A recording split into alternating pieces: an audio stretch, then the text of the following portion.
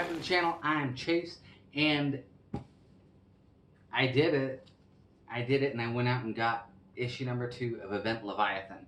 And the only reason I actually got it, because I know in my last video, literally yesterday, I said I said I wouldn't have interest in issue number 2. Let's be real, okay? I had no idea issue number 1 came out like a month ago, and today it was released for issue number 2, and I just read number 1, so I was like, all right, I'll read issue 2. It's so fresh on my mind, I might as well see where the story goes. I might as well give Bendis a little bit more of a chance. So I picked it up, and I gotta say, love the cover. Anyway, let's go ahead and take a deeper look into it and give my review on it. All right. So we got an awesome cover here by Jason Fabok, which I really like Jason Fabok's work. His work is always very clean. He could draw a pineapple and I would admire it. His work always looks very good. It's not anything special. It's just a very, generic pose and Red Hood in the back. But you gotta admire it. So let's go ahead and get into it. It starts off and we see Red Hood here, and he's overlooking some another destruction site from Leviathan. I guess terrorist site, you better call it. And then a Batman appears. Here's the thing about this issue. This issue should have been the first issue. The first issue honestly weakens the power of this issue, because there's a big surprise at the end of this issue that I don't think you would have seen coming. This issue is painfully predictable because of the first issue. This issue I don't think would have been nearly as predictable if it were the first issue, because honestly everything in the first issue is pretty much, they kind of cover it, so that's good. So if this is the first book you pick up, you kind of get a rundown through this dialogue of the first issue and where we're at. And since I am honestly not at all up to date with this whole Leviathan arc, I read this to kind of get ahead. And honestly, I guess it helped a little bit, but I don't think it really did. Okay, I don't want to spoil it now, but I'll spoil it later. If you haven't read this issue,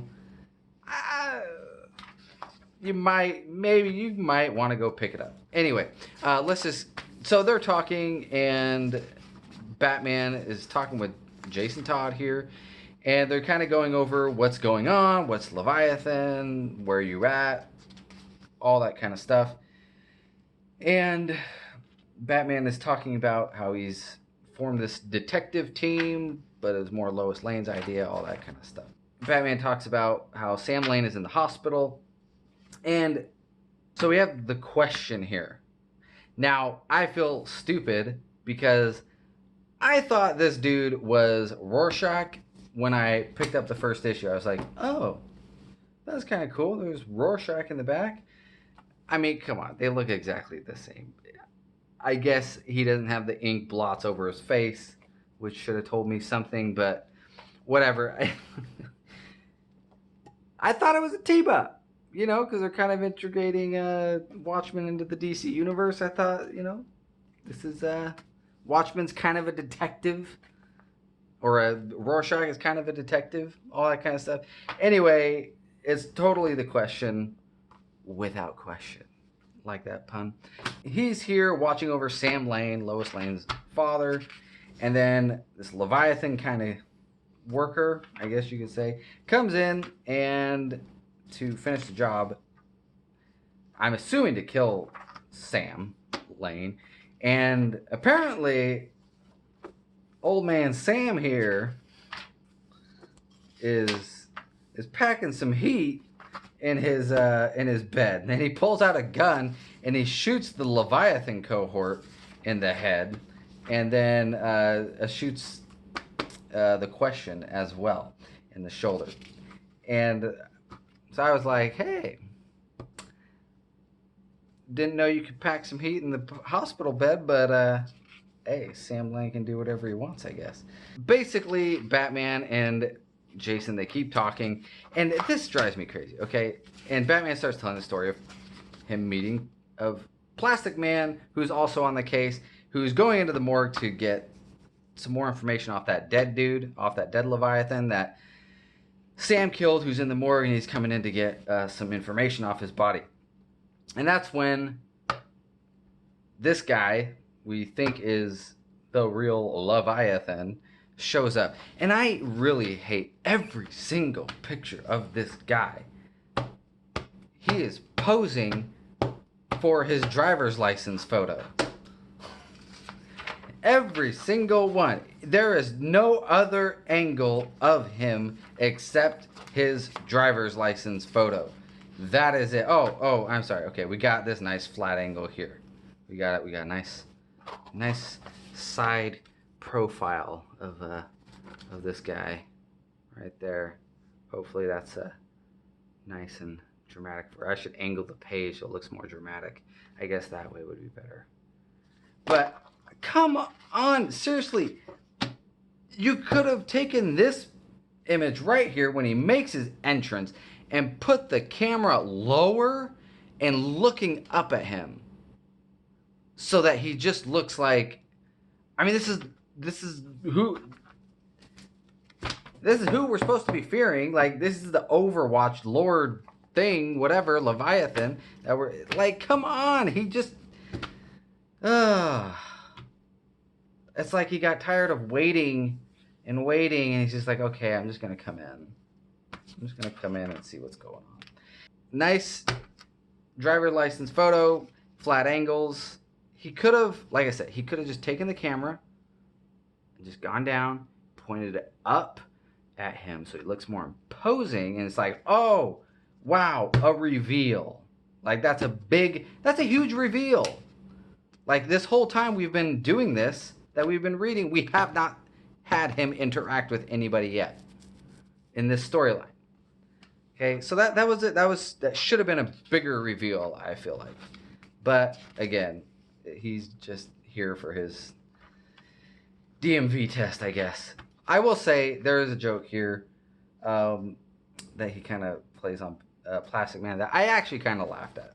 It was actually pretty funny.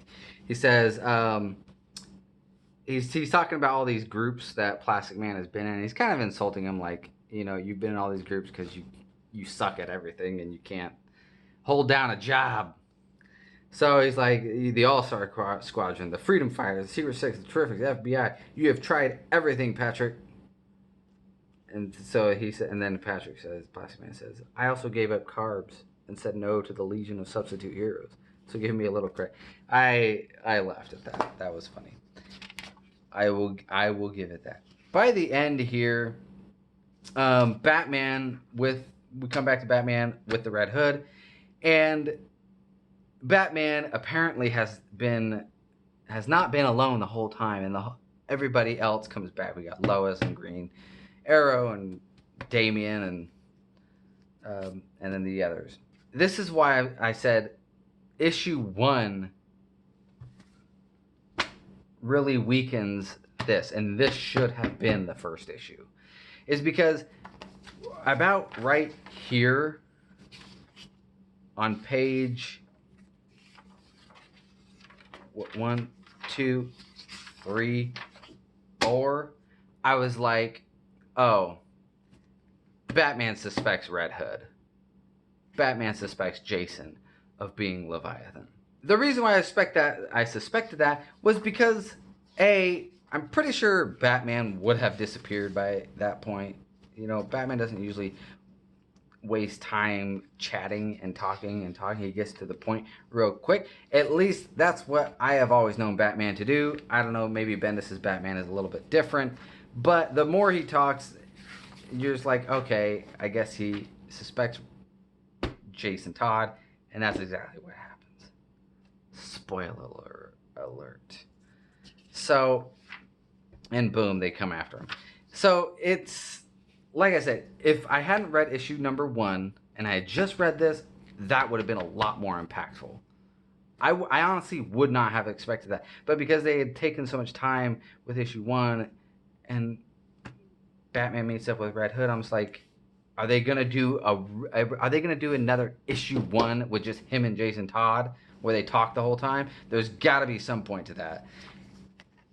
And there was, because he suspects Jason Todd. If you wanted to start the story, I wouldn't get number 1. I would just get this one, because this is really where the story begins. And again, it was just really predictable and just kind of, I wouldn't say boring. It wasn't as boring as number 1, but it was just, it was kind of just, it dragged a little bit. I will say the most interesting part was when Sam Lane pulled out his gun and actually fired some rounds. That was pretty exciting.